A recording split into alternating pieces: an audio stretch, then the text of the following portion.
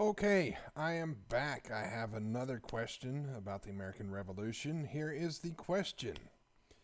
Explain the creation and ratification of the United States Constitution. Part of your essay should include the reasons many felt a change in the government structure was needed, and how was this government going to be different from the already established government. Woo! Woo! That is a complex question. I mean, it's straightforward, but there's a lot that needs to go into answering this. So first, we're going to take a minute and we're going to understand what is actually going on at the time. Okay.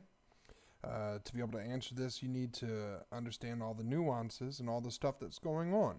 So, during the American Revolution, many people felt that there was a need for a change in the governmental structure because they wanted to break away from the British system where they had no representation in Parliament. Okay? It led for a desire for a government where the citizens had more direct power and could participate in the decision making. It was largely absent under the British rule. This resulted in a push for the new system with a stronger central government that could effectively address the needs of the newly independent nation. What they had in place under the British system was called a constitutional monarchy. Um, the king held power, but he was limited by Parliament, and it had two houses, the House of Commons and the House of Lords. The American colonies essentially functioned as part of this system, but they had limited self-government, but they didn't have an official government because before the Revolutionary War, technically, we didn't even exist as a country. So we got the constitutional monarchy. Americans or the colonists decide that they want to overthrow the British government, and they came about. The government that they decided to use was the Articles of Confederation. So they had the Articles of Confederation Congress. Okay. Um the Articles of Confederation was soon created after the Declaration of Independence, but the states did not ratify them until 1881. To ratify it, enough of the states need to sign off and agree that we are going to participate in this form of government. So what they do is they say, okay, well, out of the 13, we need at least 9 to say, yes, we want to follow this system and we'll agree to take part in it. So that's the ratification part. At least 9 of the 13 colonies had to agree to this and accept it, and then it would apply to all the colonies. So in 1781, at least 9 of the colonies ratified the Articles of Confederation, and that became their governing body.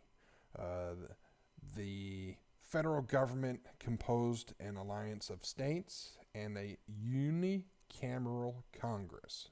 Okay, what that means, we have to go back to Roman times and Latin. Everybody likes to use Latin terms. Uni meaning one, and camera meaning chamber. So they had one chamber up at Congress for the Articles of Confederation, which was made up of one delegate from each of the 13 colonies. So the first American government established under the Articles of Confederation proved extremely weak. They were too weak to effectively manage national issues like trade, interstate disputes between the different states, and it led to calls for a stronger central authority. However, this lawmaking body was weak and had no real authority to govern on the national level.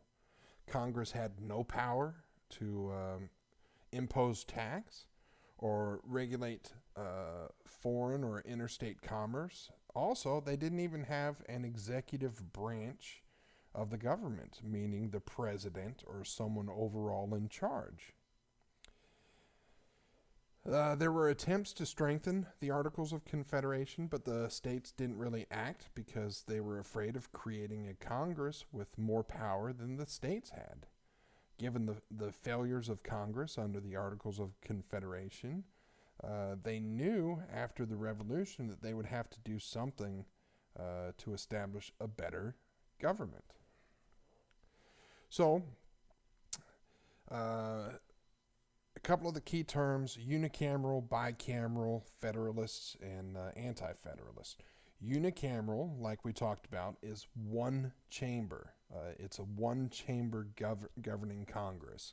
Bicameral, back to Latin, bi meaning two, camera, chamber. So bicameral means two chambers. The Federalists, at this time, after the Revolution, the population was divided into two groups: Federalists and Anti-Federalists. Federalists supported the ratification of the Constitution, and they advocated for a strong national government. Federalist, strong national government. While the Anti-Federalists opposed the Constitution, and they feared that it would bring so much power into the central government that it would infringe on states' rights and individual liberties. And they advocated for an extremely weak national government and more power retained by the states. So, key points about the Federalists: they wanted a strong national government. They believed a powerful central government was essential to manage the nation's affairs, maintain order, and promote economic growth. They supported the Constitution. They actively campaigned for its ratification, and some of the prominent leaders were Alexander Hamilton, James Madison, and George Washington. They favored the ratification of the Constitution because they thought that its policies would support trade and commerce, and they wanted to establish a national bank, so the finance system would be strong. Anti-Federalists, they believed more in states' rights. They prioritized the power of individual states and feared a strong federal government because they said it would undermine the states. They opposed the Constitution.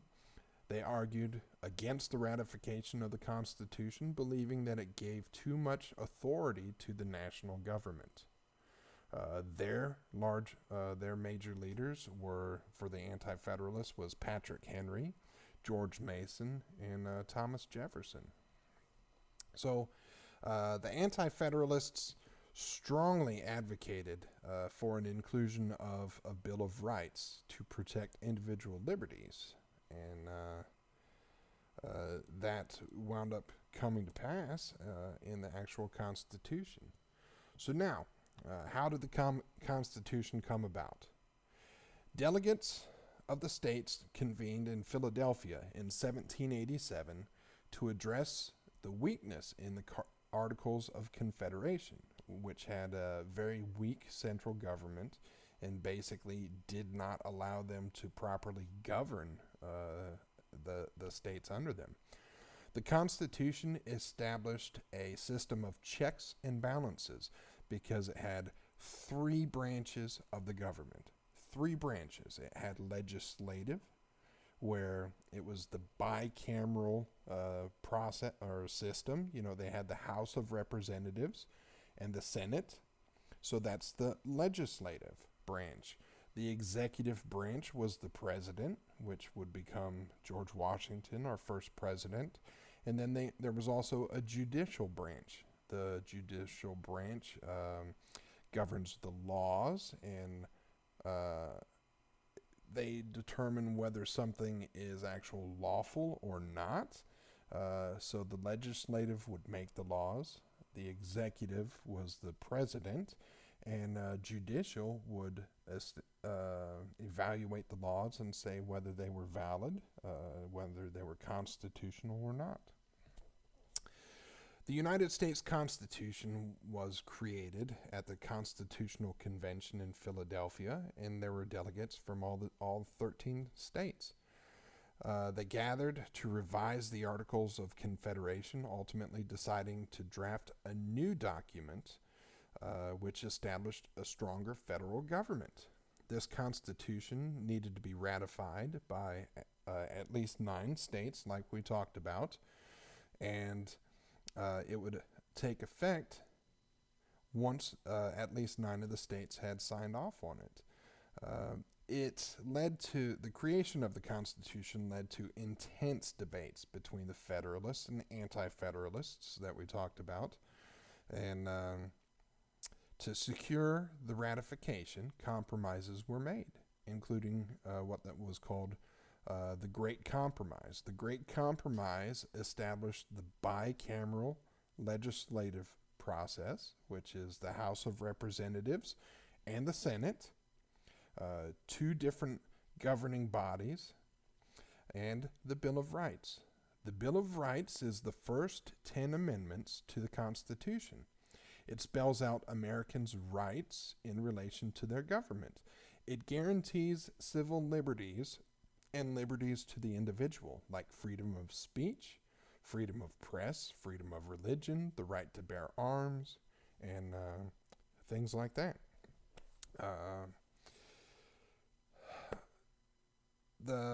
During the Great Compromise, the founders considered this, and they determined that the 2-chambered legislature system would be the most advantageous. James Madison wrote about it that the bicameral process would create 2 different bodies of men who would watch each other and make sure that they were actually doing what the American people wanted. So, after the American Revolution, the new government, which was established by the Constitution, was significantly different from the previous system under the Articles of Confederation. It created a stronger central government with the power to tax, regulate trade, and maintain a military, while also implementing a system of checks and balances between 3 separate branches, the executive, legislative, and judicial, to prevent any one branch from becoming too powerful. In contrast, the Articles of Confederation had a very weak federal government and limited power over the states. So, back to the initial question.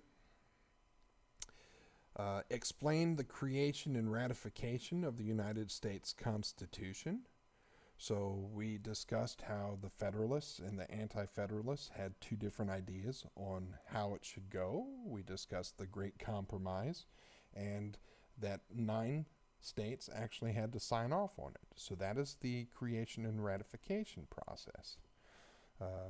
Part of your essay should include the reasons many felt a change in the government structure was needed. Okay. Why was a change needed? Well, first, we didn't like the constitutional monarchy, and we wanted to get away from that because we did not have representation in the British Parliament. So, by going to the Articles of Confederation Congress, we felt like we had more of a say in politics, but the Articles of Confederation was too weak. We couldn't impose taxes. We couldn't settle disputes between the states, so we came up with the Constitution and the 3 branches of government: legislature, executive, and the judicial. The last part of the question is, how is this government going to be different from the already established government? The main difference is the Articles of Confederation was a unicameral, 1 chamber, and the Constitution provided for a bicameral, 2 chambers.